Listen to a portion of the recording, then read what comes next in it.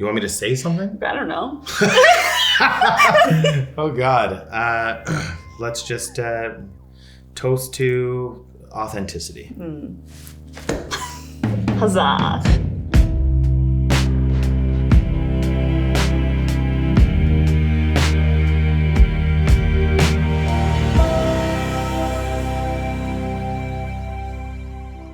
Oh, wow. How are you feeling? Well, a lot more comfortable than I thought I was going to. Yeah. It's chill. This is like a regular Saturday night for me. Perfect. Yeah. I'm glad you're comfortable. Yeah. What drew you to meditate baths? Why did you want to participate in this? Well, I think it's just a really cool initiative. I mean, I think it's a question that we as guys should be asking ourselves often is what makes a man? I think for me personally,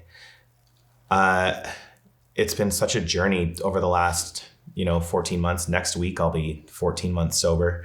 So I feel like I would have probably never done this when I was still drinking like crazy.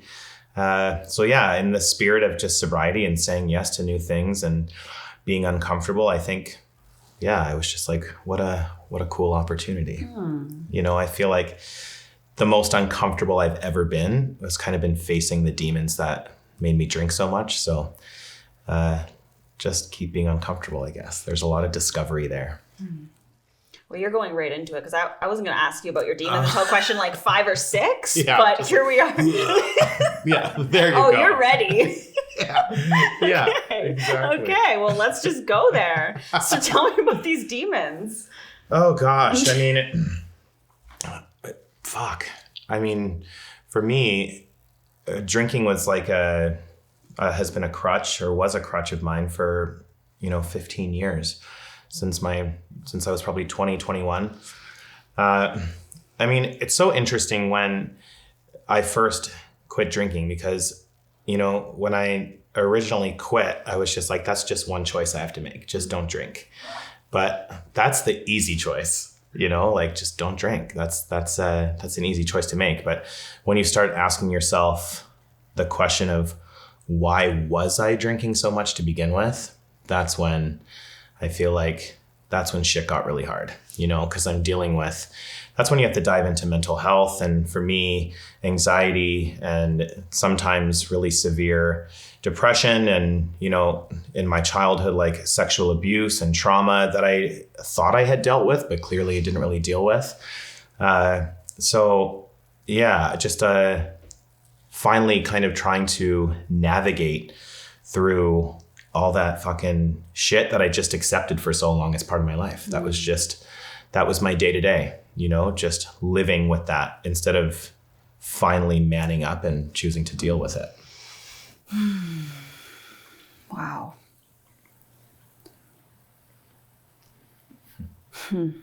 Thank you for sharing that. Yeah. Thanks for creating a safe space. A gorgeous safe space.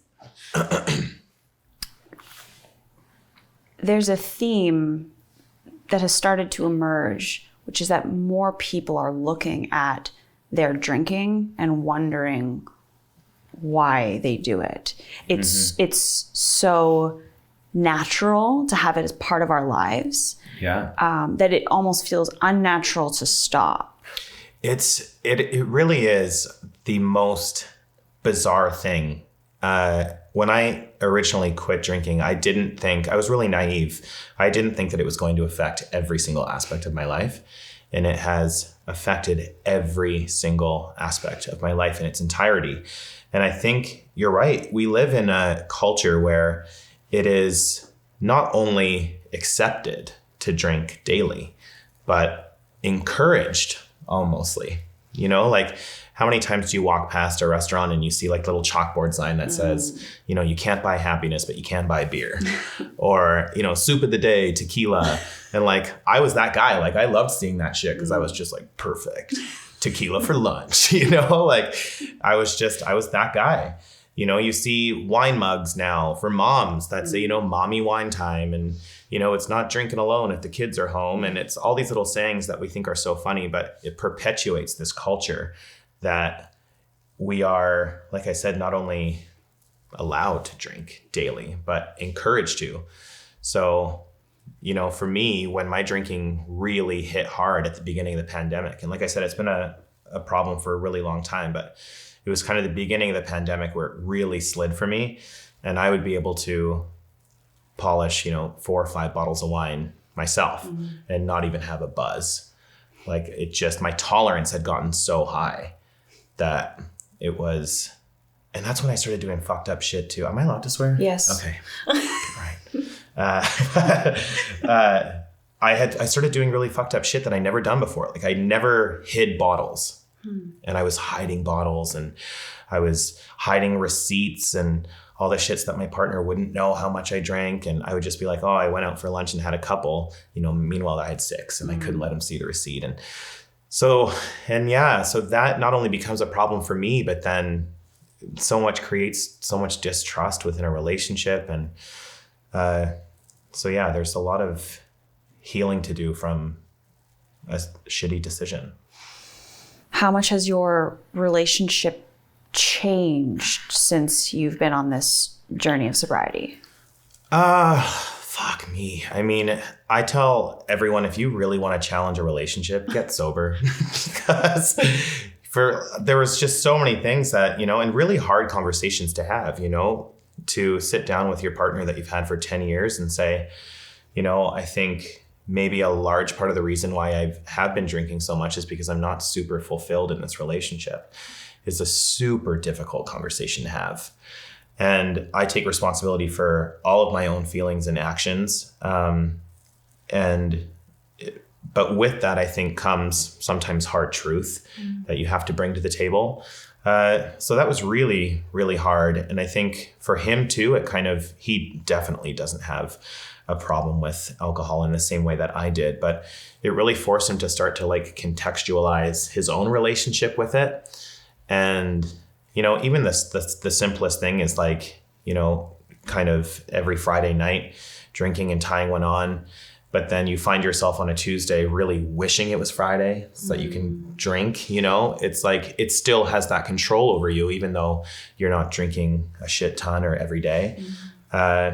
So it's been helpful for him on his own journey, I think, to kind of reevaluate things. And then for us as a couple, I think it did 2 things. I think it broke us, and then it was that breaking that kind of saved us in the end. I think we needed to fully break so that we could choose to come back together instead of kind of feeling forced like you're stuck together. It was rough in the beginning, really, really hard. And still is sometimes. I mean, relationships are hard to begin with. You throw fucking sobriety on there and it's an extra layer. Yeah. What have you learned through this when it comes to the integration of shadow? Because there's one thing to meet your demons. How do you befriend your demons? Oh, I mean, I think I can only be thankful for the shit that I've been through because it brought me closer to contentment. And I think that's the end game for me, I feel like the amount of times that I've told myself, if you have a number 1 song, you'll be happy. If you have a number 1 record, you'll be happy. If you get on a great tour, you're going to be happy. If you write a song for this artist, you'll be happy. And all of these things that professionally, may or may not be attainable. But I think all that's done is put me on this path where I believe that happiness is going to be around the corner. And that prevents me from being happy right now. So I think learning to befriend your demons opens the door to just contentment. If you can learn to sit with them, you don't have to converse with them all the time. You don't have to be nice to them, but you do have to learn to sit at the table with them, I think. Dine with them. Yeah. Bubble bath with them. Have a bubble bath. Yeah, exactly. We're all getting along right now. Yeah, that's it. Do you recall a time in your life where you were taught how to be a man? I mean, I was raised so strict Christian, very reformed Christian. My entire background is Dutch, so both sides of the family were born in Holland, and as far as I know, that's my entire background is Dutch. So it's just this stoic Dutch family. So I don't know if I ever had a question with my dad of what that meant, or with grandparents of what it meant to be a man. I think it was just meant to be understood, that you just knew what that meant. And to me, all that taught me was that men don't talk about their feelings. They don't communicate anything about their vulnerabilities or their weaknesses.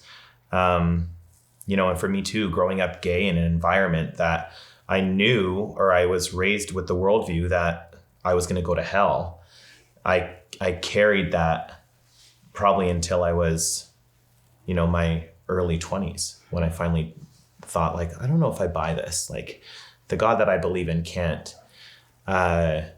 he didn't create all of us in his own image just to pick and choose which ones of us are going to burn in hell. Like, something's not adding up. Yeah, exactly. There's so many things that just didn't make sense to me.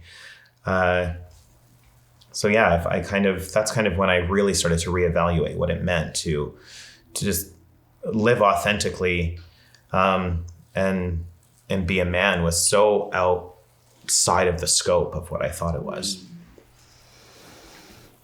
How do you express what is your highest expression of masculinity today? I mean, my answer probably would have been so different when I was still drinking, but I think to me, what it means to be a man is finding your strength within your weaknesses and finding your power within your vulnerabilities. I feel like for me, it was finally admitting defeat against my battle with alcoholism that is helping me win the war. I feel like sometimes we have to learn to concede, and that is something that we're so groomed in masculinity, that concession and giving in is the opposite of that. And I found like this is the most manly I think I've ever felt.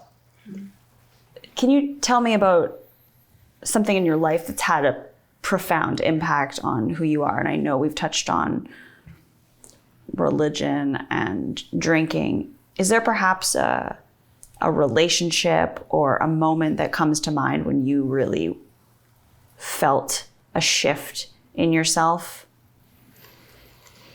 I think the biggest relationship has been with myself.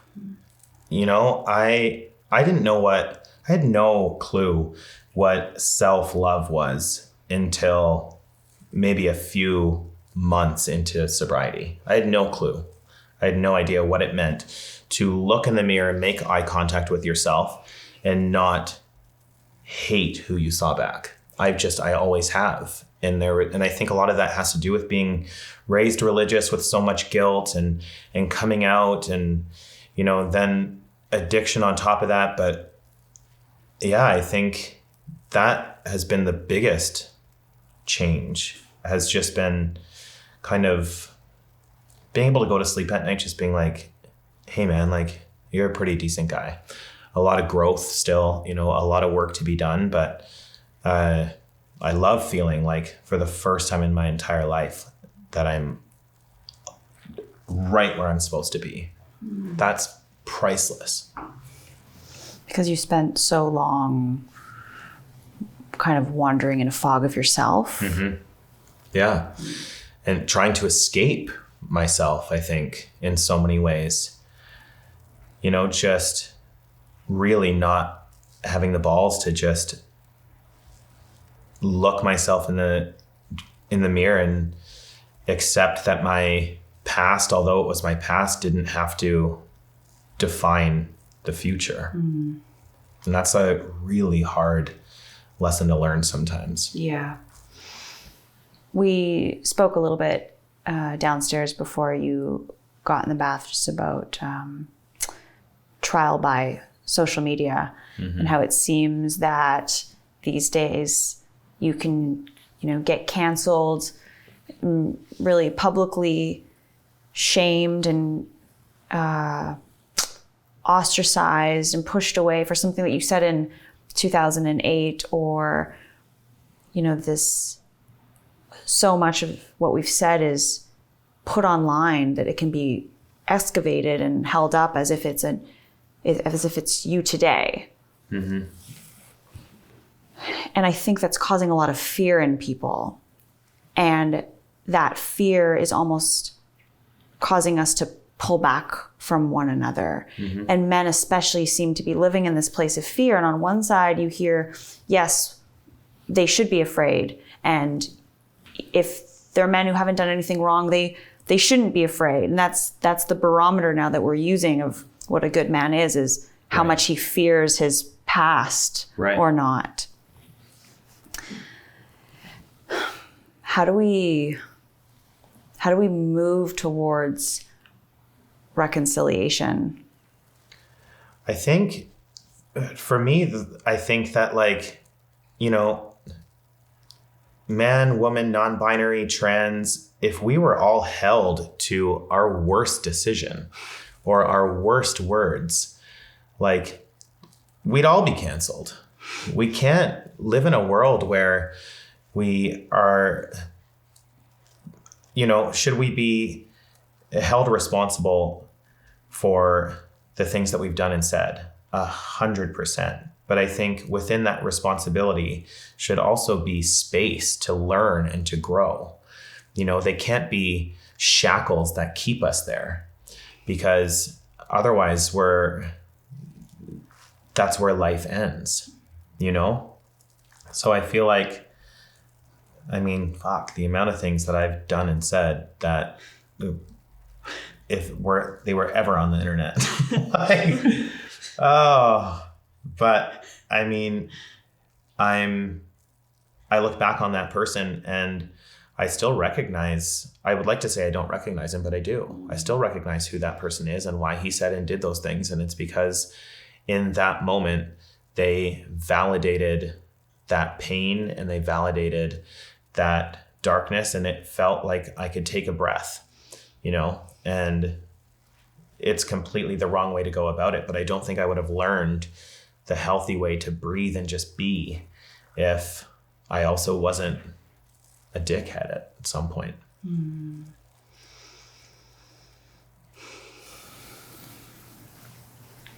Yeah, life just comes along and does it ever?